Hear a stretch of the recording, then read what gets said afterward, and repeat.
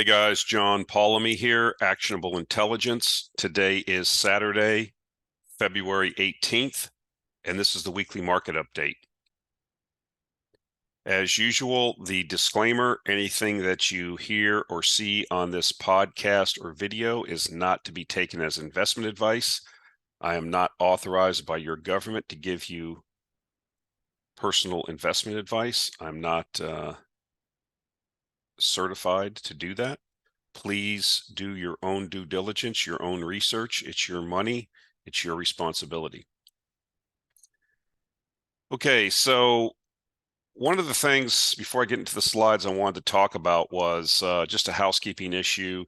There was something for you guys listening on the podcast. I uploaded via a app called Anchor, and it distributes it to various platforms like Apple and Spotify and things like that. And something was jacked up with it last week, so it didn't work.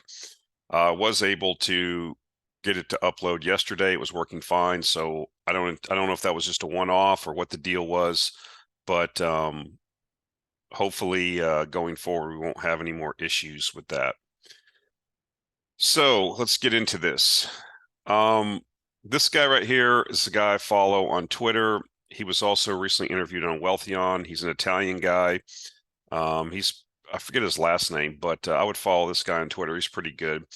I want to read this tweet, and then it kind of segues into what I want to talk about for the beginning of this video. So it says here, so most economies produced sluggish growth with zero interest rates for almost a decade. Yet they are not going to suffer from interest rates at 4 to 5% for a prolonged period of time. Okay, got it. And so the point being is that, a lot of countries, mostly your developed countries in the West, OECD countries, had very low interest rates for like this tweet said, for almost a decade. The EU, the US, coming out of the great financial crisis, we had these super low interest rates. As a matter of fact, we had interest rates at a 5,000-year low. And it's not like we had super amounts of growth during that time. It took the pandemic and basically shutting down the economy, and then the fiscal impetus from the federal government, various governments around the world, basically just to helicopter money, dropping checks into people's bank accounts through all types of programs that really precipitated, or was one half of the equation of the inflation that we saw and that we're coming off of now. Because as we shut down the economies, we shut down production, yet we added money to people. More money with less goods equals inflation. And so the point being here is this kind of segues into what I wrote about in the February newsletter of the Actionable Intelligence Alert, my base case for 2023. And I heard another analyst use a quip that for basically my views similar to his, and he called it a hop, a drop, and then a pop. And so the idea was, we have this view, or people have this view, it seems to be prevalent, although it seems to be evaporating now or going away, that we were heading for a so-called soft landing. And that was elevating stock prices, asset prices. We've had a pop. The first part of the year, asset prices have performed relatively well. What I think is not being looked at is the fact that, we're at 40-year highs of the Fed funds rate interest rates, and with an economy that's in a corporate sector, basically just call it an economy in general, with the government, the entire economy, basically at record amounts of indebtedness. And so, it wasn't like we've been into this rate raising cycle for 2 years and we felt the full effect of the 5% interest rates, right? It takes up to a year after the Fed raises rates for those rates to make their way through the economy and have their ultimate effect. Now, we've already seen, and we'll talk about that in some other slides coming up, how the housing market has basically almost seized up, and I have a chart here about that. but people are not, it's a lagging effect over time as they raise rates. Remember, in December of 2021, which was just 14 months ago, the Federal Reserve was saying we had rates at zero still, or very close to zero. And the Fed was saying, and many people were saying or thinking that inflation was going to be transitory. Now it is coming down because the economy is slowing. The rates are having the desired effect.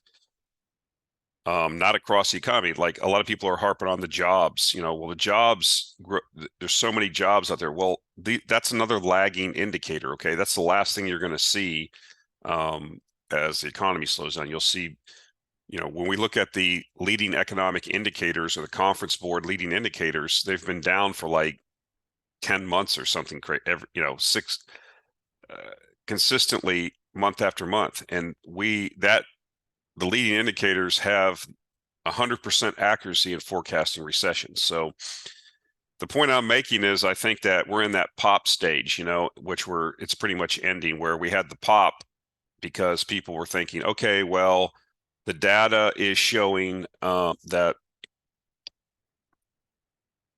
we're going to have a soft landing. People were rationalizing this, and they weren't. And they were looking at, well, as long as job growth is good, as long as unemployment's low, that's going to support the economy. Like I said, there's been a lot of layoff announcements, and you have to remember, you're not seeing, there's different websites that track this. Just because like Google or somebody comes out and says they're going to lay off 20,000 people, that's not like they got laid off that day. There's severances involved, there's timing, in a state like California, there's notification process. So the point from when the announcement is made to those people show up at the unemployment office and get registered and it starts affecting the data can be months. That's why it's a lagging indicator. Not only that, most businesses are going to try to hold on to employees as long as they can, because if you spend a lot of time and money training someone and they're doing their work at your business, and then you have to let them go, when business eventually does recover, and it will recover eventually, then what do? The person may not be available to come back to work where you were working, until you have to start the process again. So what I'm trying to say here is that, things weren't so hot when we had record low 5,000-year interest rates, and now we have rates that are at 40-year highs, and I don't think we felt the full effect of this yet. And I think that as we move towards the end of the first quarter into the second quarter, that's when we're going to see the drop. You're going to start seeing corporate earnings starting to compress. We already have negative liquidity, right? Liquidity is being constricted with the QT and with the Fed raising rates. That's offset a little bit with some things that are going on at Treasury.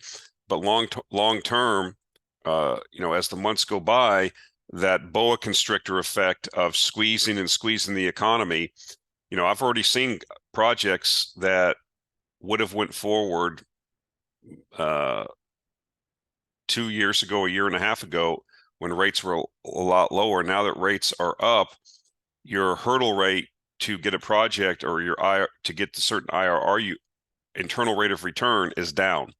And so this stuff takes time. And I heard another analyst make a point, which I want to reiterate, which we don't think about, and I should reiterate this. It doesn't just apply to this forecasting of the economy or the probabilities on here. It also should be taken into consideration when we're talking about some of the stock speculations and investments we're involved with. Everything always takes longer than you think. And even if you're somebody that, like myself, that knows better now, it even takes longer than I think, i.e. look at uranium, look at some of these other longer term things that we're dealing with. These things always take longer than people think. So keep that in your thinking.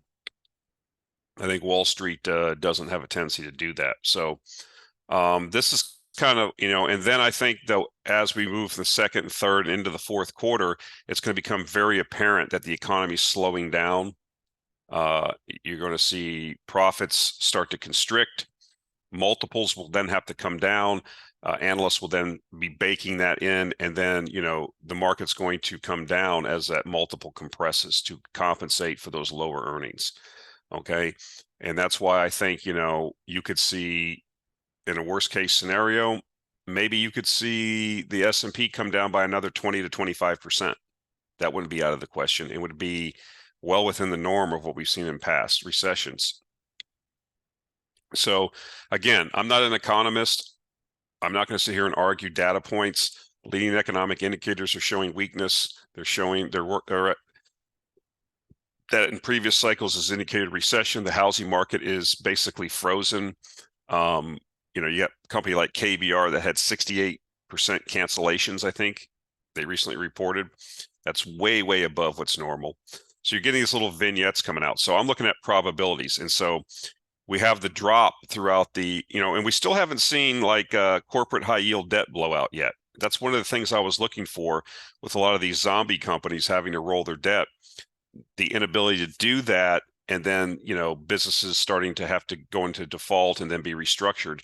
We haven't seen a big wave of that yet. I'm anticipating that still. So as the economy, like I said, slows down and, possibly enters a recession, the ability to generate sufficient cash flow to service your debt will become more difficult for some of these companies.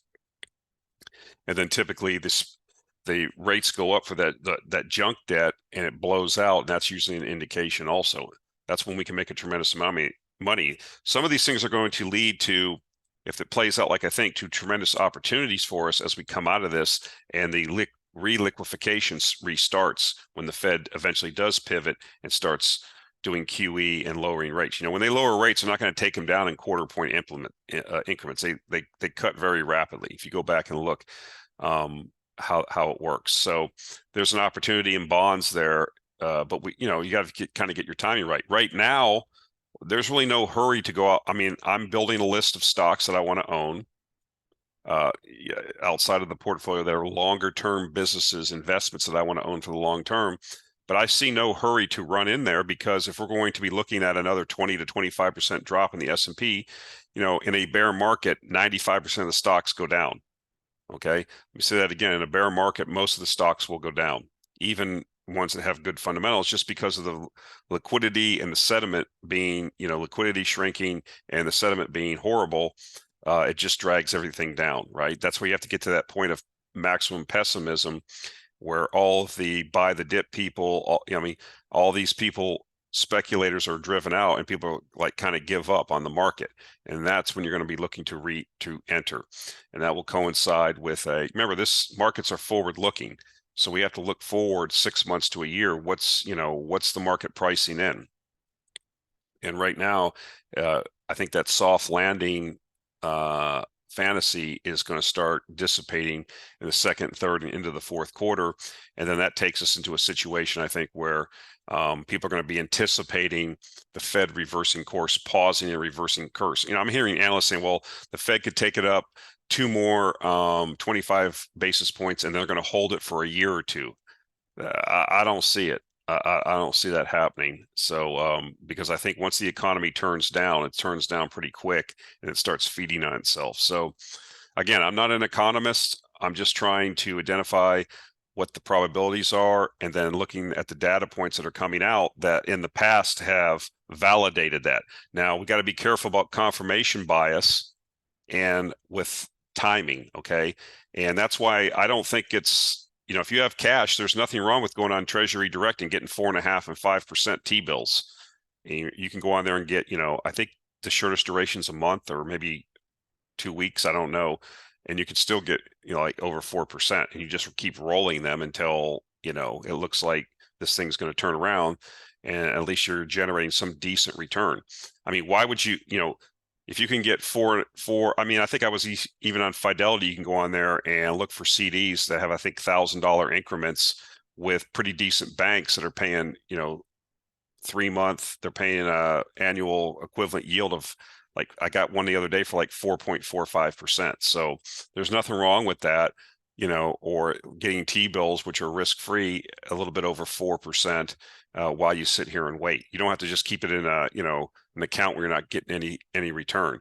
Cash is being paid now, and we are in this disinflationary situation, which is, I think, a cyclical phenomenon that will reverse once the Fed changes its tightening mode to expansionary. which I think will happen later this year or early 2024. That's my kind of base case right now. I wanted to throw this in here because, even though we're going to have this period of disinflation, which we're in because inflation is coming in, we have to remember that longer term, these deficits are going to really be weighing on the economy, and they're going to be inflationary. And I'll kind of keep that in the back of your head. So you have the secular pressure from deficits and this entitlement spending and the unfunded liabilities are going to be pressuring the budget going forward. You can refer to my article about Social Security and Medicare ultimately destroying the United States as a political entity. I think that will happen. It's just math, because I'm not going to get into that. You can go around my website and read it, but you can see percentage of GDP, the deficits. This is even without recession. So this is like going back to 1973, your deficits as a percentage of GDP on the left, and you see this was the pandemic, this was the financial crisis, this was the pandemic. So you see what they do in these situations. This was there was a period during the Clinton administration we actually had surpluses, but that went away. And so you see over time, you're going to be running 5%, trillion dollar plus deficits ad infinitum, and then you're going to tell me that rates are going to stay higher for longer. I don't buy it. How is the Treasury going to roll all the debt, and as this debt rolls off, it doesn't immediately all of it go to the highest rates, but the rate structure, the terms aren't going to increase over time. I think the most recent interest outlays for the debt are like $800 billion a year now. If you go to the St. Louis Fed website, you can look at it. So, a large percentage of your budget is not really getting anything. It's just interest on the debt accumulated. And so people are going to tell me that we're going to have rates higher for longer. No, we're going to have like a mild fever of inflation, I think, with periods of disinflation over this decade, because that's one way to mitigate the effects of running a deficit. That's one of the other reasons why is one of the tailwinds, I believe, for hard assets. So you see, we are in a disinflationary. We've kind of peaked a while ago. This is coming down. Yes, you can look at every number every month that it comes out, and there's going to be things in there that give you pause. But in the end, this is now trending down. The Fed's talking about this 2%. I'm not sure we make it to 2%, but if we get down under 4%, does the Fed call it good and just somehow wordsmith it that's good enough? I mean, we'll see. I mean, no one can predict the future, but to say that we're in an inflationary environment, well, that peaked last summer, and we've been in a disinflationary environment without the full effect of the full tightening. Remember, the Fed's still has QT going at about a little bit less than 100 billion a month, and the rate they're projecting, another 25 basis points, and the full effect of all the other previous rate increases has not been felt yet.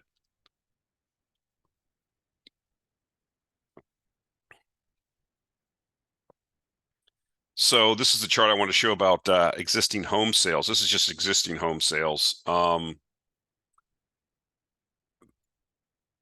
They're falling faster than they were during the Great Financial Crisis. So the financial crisis, I mean, here's the current methodology. Here's the housing market leading into the financial crisis. This is the effect of basically taking rates up so quickly. The fastest rate increases that we've seen in decades or ever. I think if I remember, I mean, we're not the highest rates, but the quickest that they've been raised. And so that's just basically clamped down on the housing market. Now, I think housing on the back end of this, when we come out of it, is going to be a tremendous opportunity to make a lot of money, whether you go and buy houses or One of the most successful home builders is this NVR Corporation. You should study them because they have a business model that's a lot different than most of the other home builders. They don't go out and buy land banks and hold all this land that screws up their balance sheet. They basically get options on land, and they've been profitable in a tremendous growth stock even through all these previous recessions. And I'm looking at a company now that is a legacy home builder that its management is all new management. They came from NVR. And so these are the kind of things I'm looking at because they're adopting the same model that NVR had. But again, it's not time to buy the stock. It's really cheap now. I think it can get cheaper. But on the back end of this thing, there's going to be opportunities there, like in the suppliers of I forget the name of the companies, Builders Plus and things like that. I think there's these companies that supply all the building materials. These things are getting shellacked right now. So and they're restructured businesses and they're generating cash flow still and buying back shares. So there's going to be opportunity when we come out of this. And why? Because the millennials now have reached the stage that the baby boomers were in the early 80s. That cohort of people was late, I don't even want to say like early 80s, into the early 80s, starting probably in the mid 70s as they were maturing, getting married and having families. You got a tremendous home building surge. That's why people were still buying houses and having families, even when rates were like 14 or 15%. Because when you get married, your wife wants a house and she wants to start having kids, and you're going back and forth to your job, and you're yes, honey, yes, okay, we need to get a house. Junior's on the way. This is just the way of the world. This is out nature. And so this cohort of millennials now is now entering that similar time. Now they're kind of shut out by price right now because prices advanced so high because of the record low rates, but that's coming in now, right? And so people are biding their time. And I think you're going to have a tremendous, when you come out of this thing, you're going to have a tremendous surge in opportunity in, home sales, real estate, home builders, things like that. But again, this is not the right time because sentiment is terrible. The thing's freezing up. Look at it. And there's no reason to jump the gun. You just wait. And eventually this, rates will turn around and rinse and repeat.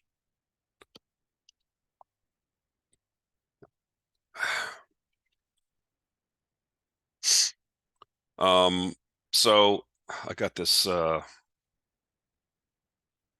we go. All right, so let's switch gears to oil. So oil is probably oversupplied right now for a couple of reasons. That's why we're seeing price weakness. We have to respect the price. Like I said before, longer term, we have a thesis around underinvestment, which is going to jump up and bite us. But right now, we do have economic weakness. We're kind of oversupplied with the Russians really jammed the market and pumped out a lot of oil. You had the SPR is now finally winding down, although we did have the congressional mandated, I think 26 million barrels that came out, but we're getting to the end of that. And so we have cross currents going on, right? We have kind of some weakening demand in the West because of the economy, but yet we have China coming back online. We have the Russians pushed out a bunch of oil prior to the sanctions. And then we also have, a kind of change. Now we're going into refinery turnaround season where refineries start shutting down for maintenance and preparing for the gasoline season, right? Not only that, our winter really wasn't that bad. So heating oil demand wasn't necessarily as much as we thought. We thought with the mild winter we had in Europe, we would see a lot of gas to oil switching. We didn't see that. So this is a perfect example about forecasting the future, right? Sometimes you don't get it right. You think you have it right, and then things go totally opposite. So this is why we're seeing, I think, weakness in the oil price. But we'll have to balance the weakness in demand, the slight little bit of oversupply we're in now, with the effects of the full reopening of China and what's going to happen there. So if we have I don't anticipate having a great financial crisis type economic shock. we have China coming back. I've talked about how China's goosing their economy, how they are reliquefying. I mean, they're pouring tremendous amounts of money into the economy, liquidity. Not only that, the pent-up demand of the Chinese consumer, and so we know that things are happening. So one of the things is jet fuel demand is coming back. Where I can and have been able to, I will put the links to articles where I get this information. You can read it for yourself. But anyways, with the Chinese economy reopening, the revival of aviation has gathered momentum in early 2023. You can actually go and look at some of the airport operators. There's companies that operate airports. They have concessions, and you will see with some of them, most of them show how traffic is increasing through the airports. And on many of these places, we're still not back to pre-pandemic. Okay, so we're heading that way, but it takes time. And so it says, for the first time since the pandemic grounded the industry, the number of commercial flights has surpassed 2019 levels on a sustained basis. This is worldwide. That's not just in China. According to data from Flight Radar 24, the 7-day rolling average flight count has stood above the 2019 level every day since February 6th. So since February 6th of this month, we are having more flights than we had before the pandemic. The latest tally puts the 7-day average at 109,330 flights compared to 105,724 flights 4 years ago. What I didn't put in here is to caveat this is that the actual jet fuel demand is slightly lower though, and that's because as fleets have been upgraded to more fuel efficient aircraft, that's having kind of an effect. However, I suspect that flights are going to continue to grow as they were growing in the past. We get back onto that growth rate just because aviation, that's one of the things as people start to enter the middle class in these emerging markets, they want to start taking trips and using airplanes and going different places. I mean, I was one of the investments I was looking at, or one of the indications I was looking at for Chinese demand coming back was the casino that's in Phnom Penh. I think it's called Naga World. And it's not all the way back, but I saw something on Twitter. Somebody put it on there. You can see they run a lot of junkets from China with Chinese gamblers, and it's coming back pretty strong. So you're seeing it come back. You're going to see, like in India and these other places that are emerging markets, air travel's increasing. One of the stocks in the portfolio owns the majority stake in the Bangalore International Airport. Its traffic's back to pre-pandemic levels, both internal and external. And so this is going to be a driver. This was one of the components that was lagging in the fuel complex was jet fuel, and it's coming back now. So again, you can't just say, well, we're having a recession, it's over. You got to balance, try to look at, okay, what's the real recessionary effect of lowered, gasoline and diesel demand in the West vis-a-vis the emerging markets' relentless upward pressure on demand. So we'll see.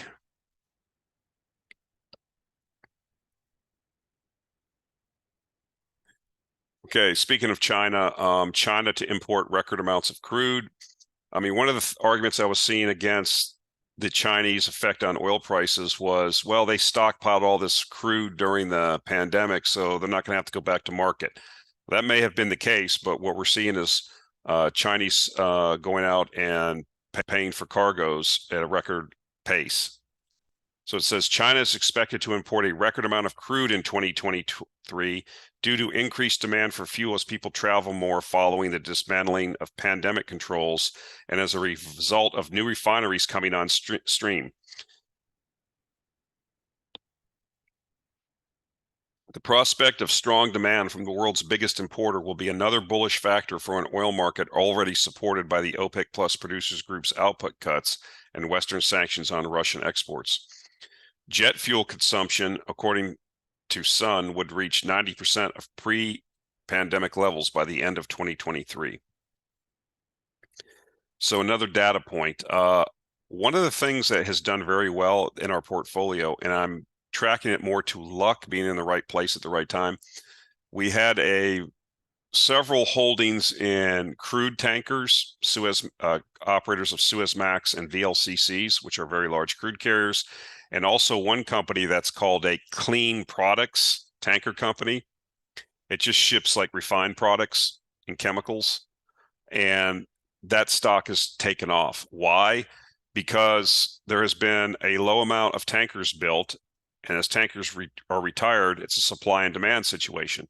Not only that, now that we have all these sanctions on Russia, we, like I've said before, I like using this word, we have discombobulated the efficient transfer of oil and products that we had prior to the war in Ukraine.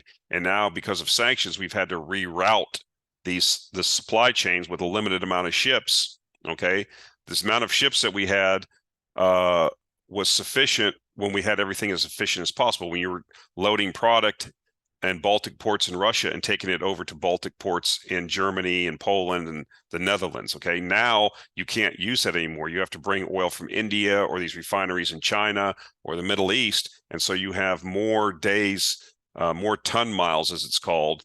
The charges are higher, and so you don't have the ability to increase the amount of crude tankers or clean product tankers, but you still are returning now because of the pandemic being over, pre-pandemic levels of fuel demand. So that sector has been booming. So that's why I say there's always a bull market somewhere. There's always second and third order effects to everything. And that's, I'm not saying that we predicted because that there was going to be a war and that we're going to have sanctions against, one of the largest crude exporters in the world, and we're going to screw up the whole distribution of fuel of oil products around the world. I didn't know that was going to happen, but it was we had bought these companies because of the supply demand dynamic that was present in the tanker market, and we're getting the effects now of this discombobulation. Those stocks have been performing very, very well.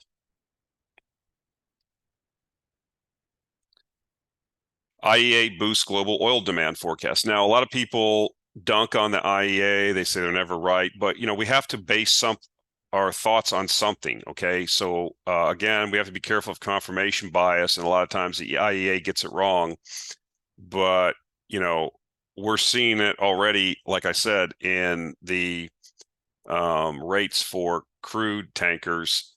As oil demand goes up, the amount of tankers that are available is not present, and they have to satisfy all the transportation, and now they have to travel even further. That's given me the indication that we are going to see increased demand. I think I put a chart up, by the end of 2023 or into 2024, we'd be well at 102, 103 million barrels a day. And I'm not sure with the underinvestment, the world would be, I think, sufficiently undersupplied in that type of market. But again, we're going to have to see how things play out over this year. The IEA boosted forecast for global oil demand as China reopens its economy following years of anti-COVID lockdowns. The agency raised global demand estimates by a hefty 500,000 barrels a day for the first quarter and by just under half as much for the year as a whole. As a result, world consumption will climb by 2 million barrels a day this year to average 101.9 million a day, it said in a monthly report. Nonetheless, the IEA said global oil markets will likely remain in surplus in the first half of the year amid surprising robust output from Russia. That's exactly right. Russia really, coming up into the sanctions late last year and into the first part of this year, was pushing a lot of crude out to the market for obvious reasons. I don't think that was sustainable. And we also have already seen that they're going to cut back by 500,000 barrels a day. We'll see how that plays out. Like I said, we've got a lot of variables in this equation, so it's not easy to get it out. I think you're going to have some weakness in the crude price in the first part of the year as China fully gets cranked up. As we, by the end of the second quarter, I think you're going to start seeing that depending on how much weakness we have in the West, we're going to start seeing pressure on oil prices towards the end of this year. But then again, maybe the weakness in demand takes us all the way down to 50. I don't know. It's hard to say. I do know, and I did say that, being in a disinflation, we're not in a deflation, a disinflationary environment inside of a secular inflation environment for this decade. Not only that, being at not feeling yet the full effects of the underinvestment, which will come, every time demand does strengthen, you're going to see upward pressure on price, just because we do not have the ability to flex upwards because the investment hasn't been made. So this is something I like talking about. People are saying, well, you guys, you oil bros, you energy bros, were wrong. Look, Europe made it through the winter. Well, they did. They spent a lot of money. They printed a lot of euros and bought a lot of cargo, LNG cargoes, and they had a record. I don't want to say it was a record, but they had a very, very mild winter. Plus the fact that they are deindustrializing Germany, a lot of industry is shut down. So you couple all that together, yeah, you got through the winter, but is that really positive long term? And can the EU states spend a €500 billion or more a year, um, you know, going out and outbidding the limited amount of LNG cargoes? I'm actually going to show you a slide coming up after this of one country that got buzzsawed by that policy and it is in an energy crisis that's giving up on LNG. So anyways, government subsidize fossil fuel use. Even as global governments raise their ambitions to cut fossil fuels in the future, they spent a record $1 trillion last year, most of that was in the EU, subsidizing energy sources that are the main driver of climate change. The spending by governments in 2022 was more than double total global investment in renewable energy sources, according to figures from Bloomberg NEF. The splash of state cash on energy last year followed climate talks in November 2021 when world leaders pledged to end such subsidies. This is a quote from the AIA. The Glasgow Climate Pact emphasized that phasing out fossil fuel subsidies is a fundamental step toward a successful clean energy transition. However, today's global energy crisis has also underscored some of the political challenges of doing so. Yeah, the political challenges. The price goes up of energy 3, 4, 5 times in your country and you're out of office. So again, when politics and physics meet, physics wins every time. And politicians why didn't they go to their populations and say, we know you're suffering, we know prices are high, we know energy is short, but this is the opportunity, folks, for us to spend this money instead of on subsidies to keep you warm and to keep industry running. We'll spend it on renewables. This is our opportunity. They didn't do that because they'd be kicked out of office. Okay. And so again, energy security is what it ends up being. When everything is, hunky dory and everybody's fat, dumb, and happy, that's when all these schemes are floated about transitioning and running the world on unicorn, past gas and all that stuff, and rainbows and Lucky Charms and all that fun stuff, lollipops and little kids, and picnics. That goes out the window when the supply of energy goes away. And then it becomes a matter of, energy security. And that's what we saw, because if you don't do it, the population will become angry and throw your butt out and get somebody in there that will do it.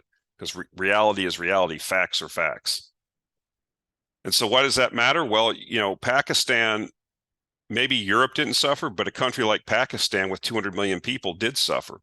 When the EU came out and just started bidding on every LNG cargo and paying whatever they had to pay to get them so they wouldn't have a revolution in the EU, who suffered? Well, countries like Pakistan that didn't have the ability to compete with those EU bids. And so the energy crisis just got moved from Europe to these emerging markets and these frontier markets, which you don't hear too much about. And so what is Pakistan saying? Well, they're going to abandon LNG and they will use more coal. Pakistan plans to quadruple its domestic coal-fired capacity to reduce power generation costs and will not build new gas-fired plants in the coming years, its energy minister told Reuters on Monday, as it seeks to ease a crippling foreign exchange crisis. A shortage of because they can't compete. They don't have the money. They can't just print. Nobody's going to take their whatever they have, rupees that they print up. I mean, you're going to take EUs over rupees, and you have to pay dollars or EU or euros, and they don't have the money. A shortage of natural gas, which accounts for over a third of the country's power output, plunged large areas into hours of darkness last year. A surge in global prices of LNG after Russia's invasion of Ukraine and an onerous economic crisis had made LNG unaffordable for Pakistan. Quote, LNG is no longer part of the long-term plan, Pakistan Energy Minister told Reuters, adding that the country plans to increase domestic coal-fired capacity to 10 gigawatts in the medium term from 2.31 gigawatts currently. So that's 10,000 megawatts from 2,300 megawatts currently. So it's quadruple. So again, this is back to energy security. They're not using coal because they want to poison the earth. I mean, they have energy needs, cannot live in a society, and the people of Pakistan will not put up with blackouts. And so if you can't do it with clean natural gas that they have to import, then they're going to bring coal in, and because it's ubiquitous, easy to store, and can be used, and the plants can be built fairly quickly. So that's what they're going to do, because it's about energy security. It's about reality. And so when we say, well, we averted the energy crisis, no, you averted the energy crisis in the EU this winter because you got lucky and you basically bought every freaking cargo, LNG cargo out there and brought it to Europe. But other people that in the world couldn't buy them. And so they're going to go back to, they're going to use coal. And so this is why, I say we have a molecule crisis. Yes, in the short term, coal prices are low. They're off their, recent highs, like at Newcastle. I think they're around $200 a ton. They were recently above $400 a ton. And so you're going to have these cyclical moves inside, I think, again, a secular uptrend, because no one's investing in new coal assets. And so Pakistan's going to have to go out and compete now and look for coal, or maybe they have internal sources. I don't know what Pakistan has for internal coal supply, but again, these are emerging markets. It's a country of 200 million people. There's 330 million people in the US. Pakistan is not a small country. And there's many, many countries like this, right? Indonesia, the Philippines, Malaysia, basically the entire African continent. They're all heading in the same direction, folks. And so this relentless, even though you have maybe a short-term disinflationary environment or cyclical weakness, because of the underinvestment in molecules, in my view, cyclical pullback is going to be short-term in duration, because you just don't have the investment to meet the needs that these folks have for energy. That still doesn't mean that these things, remember, these things are still cyclical. But I think, we're going to have cyclical pullbacks. I've said this before, inside of a longer secular trend. If you bought energy stocks at, in 2020 and hold them till December 31st, 2029, I think that you're going to see the chart go from the lower left to the upper right with, periodic dips, but the chart's going to be up over time. I think and that presents itself for trading opportunities of the cyclical nature. There's no reason to take a 50% haircut.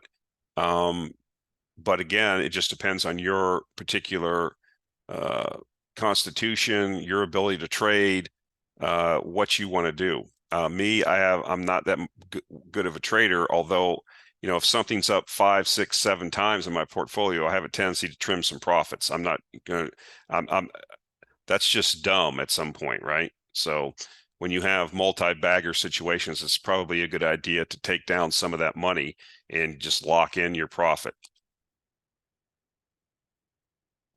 But anyways, back to the point, and the point being that, as people get wealthier, people want 24/7 electricity, and they're not going to, and if they can't do it with LNG, then they'll do it with coal. Ultimately the story is nuclear long term, probably long after I'm dead and buried, but we're moving in that direction. And that's why we're ultimately so bullish on uranium longer term. Speaking of uranium, the Sprott Physical Uranium Trust increased the size of the ATM program. If you read here, it's a closed-end trust created to invest and hold all of its assets in physical uranium. Today announced that the trust has updated its at-the-market equity program to issue up to an additional 1.3 billion of trust units. So basically what they did with this press release is say, the ATM allows them to go to the market. So anytime that the net asset value of the trust is positive, they have the ability to sell shares at the market, trusts, and get cash that they can then use to buy more uranium. And so what they've done is they've authorized the ATM program to be increased up to $1.3 billion of trust units. So that gives them basically just look at $1.3 billion of runway. That doesn't mean they have the cash yet, but they have the ability. They've registered that. They've told us the securities folks what their plan is. It's a shelf prospectus. I'm not the intricacies of this, but basically that's what it is. So that they're well prepared that anytime that they need to, they can issue additional units and get that cash in. And so you've seen, like in the last couple of weeks, if you've been watching, there's people on Twitter that track this 24/7. Every day they update it. John Quakes is one of the main guys, but you can also find there's another guy, a couple other guys. And so you'll see those announcements, right? Like, okay, Sprott Fund was trading at a 1.4% premium.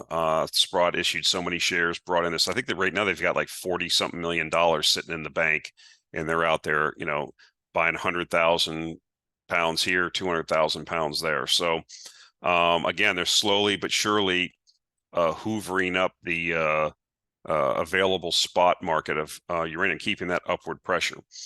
And again, if you listen to the Cameco call, I mean, utilities are now starting to come back and signing term deals. So, we're in a bull market. You just got to, buy the dips is how I look at it. There's nothing to do. For almost a year, I didn't even talk about uranium.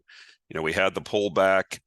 I've talked about this before in recent weeks. I don't need to keep rehashing it, but we basically, a lot of the tourists left because it wasn't going up 100% a year for them like they wanted. But I've shown all the charts. Pull up the charts of any of these things, and you're in a bull market. I mean, I don't know what else to say. You're outperforming the S&P handily, and the goal is to compound your wealth. The problem again is, I've said this before, people want to get rich quick. And believe me, I'm 55. I made these mistakes in my 20s. You cannot get rich quick. The way to get rich is to get rich slow. Compound your money over time and limit your losses. That's how you do it. And so here's another kind of school here for people to remind people, especially you young guys that are coming up. Go look at the Forbes 400 wealthiest people. There's not that many stock traders on there. Most of the people have owned businesses or are, started a business.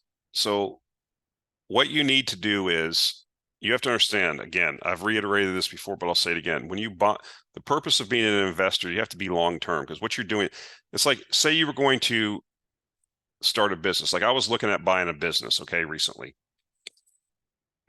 And so I'm looking at the prospects for the business, what the thing can cash flow, if I can finance it, so if I can get other people's money and I can get this much cash flow a year, I could be looking on 35, 40% cash on cash return. Okay. That's pretty significant. And so that's how you should be looking at these companies. You should be looking for good companies, good businesses, a business that you would buy and you would run yourself. Okay. That's investing. Then you hold it for the long term, because if you're not going to hold it for the long term as an investor, then you shouldn't be investing. It's that simple. Everything else is speculation, guys, trying to get a higher price based on trying to predict the future. And so one of the problems that happens is people don't hold their winners long enough. They don't give the company the ability. If you have a good business and it's generating cash and very good returns on invested capital and returns on equity, the idea is that cash flow comes in, you pay your expenses, you have leftover cash, and then your business is such a good business, you can take that money and reinvest it in the business at those high returns. Okay. And if you're unable to do that because you have a mature business or very slow growing business, then you have the ability to return the cash to shareholders. Okay. And so that compounds over time. Again, you need to understand time preferences, having a long-term time horizon, and how compounding works. And if you can find companies that are, able to reinvest their capital at 15, 20% a year return internally, put that into a compounding machine. That's how, Warren Buffett got wealthy, by buying companies like, Geico, American Express, Coca-Cola. These things just compounded over time, reinvested the capital, and 15, 20% a year every year internally, and that adds up over 20 years. You have tremendous growth there. And so if you don't allow that to happen because you're constantly jumping around like a frog on lily pads, jumping from here to there or looking for the new shiny object, this is the mistake that a lot of young people make. And there's not that many businesses that fit into this category. They're out there. And those what you should be focusing on. And then this period where we have this bear market, this is your opportunity to get into those companies because they're not going to be discounted. Okay. That's why you should be, that's what I'm doing. I'm putting together this list. Of course, I'll be sharing it in the AIA newsletter, but this is going to give us a tremendous opportunity as the market discounts, okay, the recession and these companies pull back. Some of these companies will grow right through the recession with no problem. Again, what is the stock market? In the short term, it's a voting machine. In the long term, it's a weighing machine. So if you can buy it at a discount to this machine, this business, whatever you want to call it, that can, that's how you need to look at it. You need to analyze it like a business. It's not flipping baseball cards or pitching pennies, but we've trained you guys with our little flashy apps and Robinhood, and it's kind of like a game, and fireworks go off when you make a trade, and it stimulates your dopamine and gives you a pleasure response in your brain. It's hard for people just to sit on their butt, but believe me, that is the way.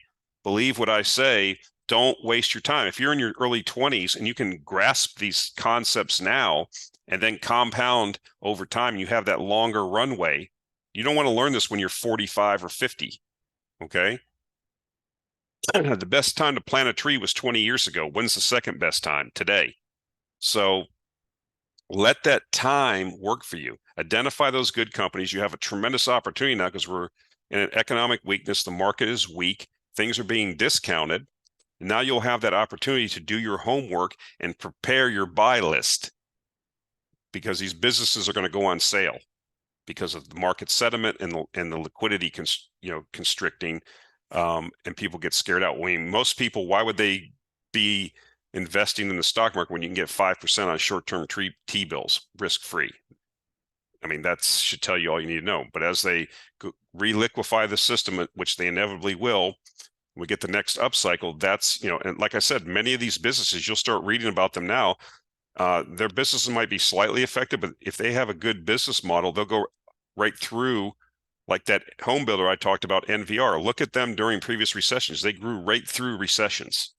So having the right business model, the right product, the right moat, whatever, these are the things you need to be looking at now, doing your homework, putting your buy list together. As simple as, if you want to get a start, it's like, where should I start? Go look at like the companies that have successfully paid dividends for multiple years. And if they are starting to get discounted, look at their business models. Okay. Read about successful operators. Again, go to Compounding Quality's website and read the thousands of pages from Howard Marks, Warren Buffett, Greenblatt, all of these people. They explain how to do it. They explain how to find these companies. And so last slide here, this was off a tweet. And this is where you make mistakes. And guys, I'm not bagging on you. It's not like me pointing at you going, you don't know what you're doing. I made all these mistakes myself. Let me clarify that. All these mistakes I made myself. That's what I'm trying to tell you. If I would have known what I know now when I was 20, I'd be Warren Buffett, okay? Because the compounding really starts to kick in. It doesn't kick in the second or third year. It starts kicking in year 25 and stuff like that. So if you start when you're 20, by the time you're in your 40s, this thing's going to be it's going to start going exponential, hockey stick. So what does it say here? The 1998 research paper, quote, "Do investors trade too much?" unquote, analyzed 10,000 brokerage accounts to compare whether the securities that investors buy outperform those they sell. Surprisingly, they found that it was actually the securities that were sold that outperformed those that were bought, highlighting that investors are indeed prone to trading too much and suggesting that often the best investment decision is to do nothing. I mean, I want to quote Charlie Munger, and I don't use this is his quote, and I'm not embellishing it. He said, "You find good companies, and then you quote, just sit on your ass," unquote. That's what he said. And now he's 99 years old. He's cantankerous. They asked him about, like, what's the future of Berkshire Hathaway? What's going to happen? He said, I don't know. I'll be dead. I mean, so the guy is a little bit in my mode. I like how he talks, but that's what he said. Find the good company that can compound, buy it at a good price, like during this recession we're in or during this market pullback, and then just sit on your butt and let the people that are running the business run the business. And as long as they continue to have those returns, you just have to sit and wait. Okay. Let the business grow. You're buying a piece of a business. If you're not looking at it that way, if you don't want to be an investor, you can be a speculator. And I don't discourage people from speculating because we've had a lot of success in the newsletter speculating on some turnarounds. But that's different than investing.